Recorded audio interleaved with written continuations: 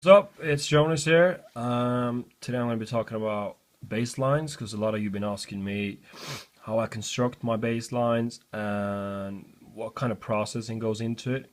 So I thought I'd touch in on that today and see if I can share some tips and tricks with you. So I'm going to be using a track remix I did of Dead Mouse OSG's. It's a pretty simple bass line, but it has a sound that I've used before, so I thought I'd show that one. Right, so what I do always when I construct a bass line is I layer the synths. So what you can see here is I've got 1, 2, 3, 4, 5 different synths that actually make up that bass sound. I think this is very important to kind of get the sound exactly how you want it to be. And first thing first, I find a bass sound that has a very nice low end, a very tight low end. Like in this, for example, it's from Yuhi Ace, which is a pretty cool standard synth with some nice presets and whatnot. And what I've done here is basically just use a very kind of traditional low end sound. Just gonna take out the kick.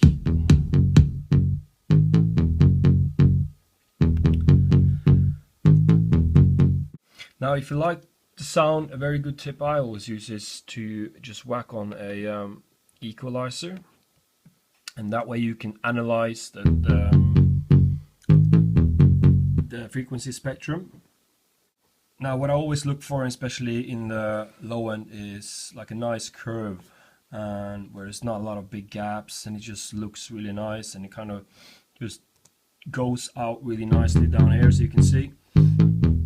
Now, since this is just supposed to be the low end bass, I'll cut it out a little bit in the top, like that. So I don't know if looking at the spectrum is like on the analyzer is theoretically correct, but it works for me. Now what you want to do is find the frequencies where the kick you're using really sticks out. And in this particular kick, I know it's the boominess of the kick is around 49 Hertz and somewhere around 97 Hertz. So then what you do is you go back to the low end bass, you put up an equalizer, and you take out those frequencies where the kick is very dominant. Not too much, but this is where you use your ears and just listen to when enough is cut out. And then I cut at 96% Hertz as well. So now it gives a lot of room for the kick, which is really important. Kick is what drives the track, so it's important that the kick is always dominant in the picture. Now after this, I just whack on a compressor and sidechain it, the kick through it. And if you don't know how to do this, I just suggest you go Google it because it's pretty simple. And it's something that you need to do in a dance track. Now for the next bass, I need something that's kind of really snappy in the top end, and then I went with the same bass as I used in another track called Night Ride. This is kind of what makes out the whole sound of the bass, I think, especially in the higher end. And basically, it's quite a simple Moog sound, but the technique to the sound lays in all the processing stuff put on the bass. It's a lot of EQing, and this is always really different from bass to bass, but I can show you a little bit. So you see I've cut out a lot of the low end because that's where the other bass is, and just raised some here. This is, you just have to listen with your ears, obviously, and just mold it until it's perfect. And I always use a little bit of reverb on the higher end, just to give it a little bit of a stereo image.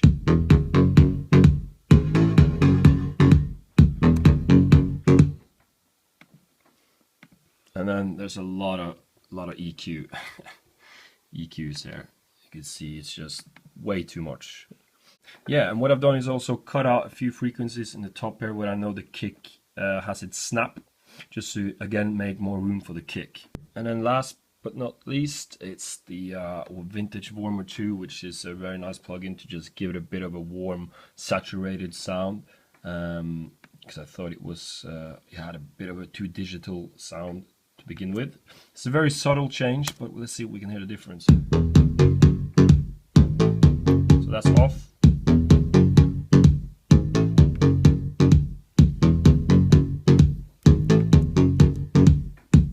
And that's on.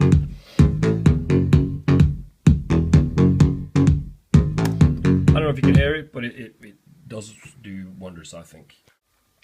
Next is a stereo synth, where I've basically just cut out a lot of the low end, and it's more just to fill the sound picture a little bit more. Pretty simple.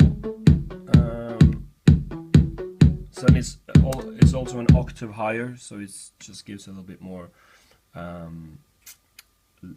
live to the high end, basically. Also, that is sidechained, as well as the last synth is sidechained. The next one is another kind of low end bass. I think this is also a bit of a stereo synth, just to kind of fill out the picture a little bit. And you can see all these synths together makes up for this.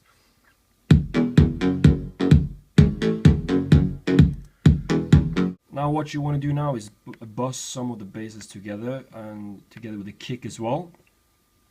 I've not done this in this track, but I'll show you really quick. What I mean by that is you send the bass, let's do this, you send the bass to the same channel as the kick. So I'll do that with every bass. Now let's see, well, at least these two.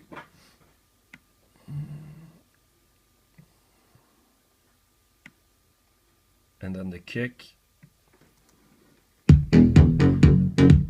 So now you have a channel open where you could process both the kick and the bass together. And what I always do here is just put on a bit of compression to kind of glue it together. There's a very nice plugin, by the way, called The Glue by Synth, which is pretty similar to the SSL compressor with waves. There's a lot of good presets with this compressor, and what you want to do basically is just glue everything together and kind of make it loud as possible. And there's a very good one called Outside Punch You that I really like, but you still have to adjust it quite a lot.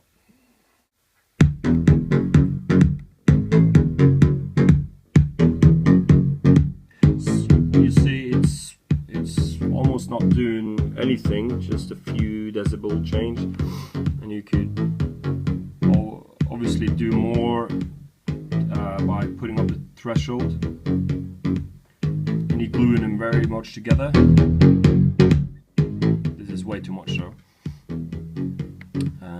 So I think something in between 0 and 5 decibel is a good area to be.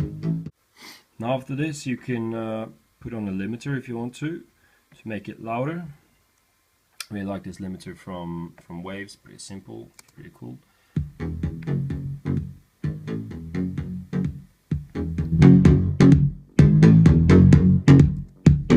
It's already peaking there though, so it needs to go down a bit, and I'll do that in the compressor. There we go.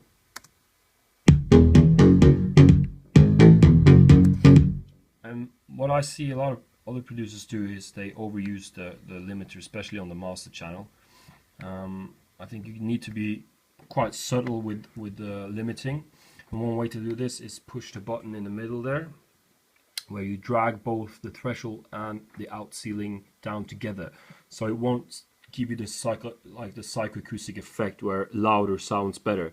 What it does is basically lowering the volume as well as limiting. So you'll hear as soon as it starts to sound weird, especially in like when you use it on snare drums and stuff, that's when you kind of take it up a bit again. So let's see how this works now.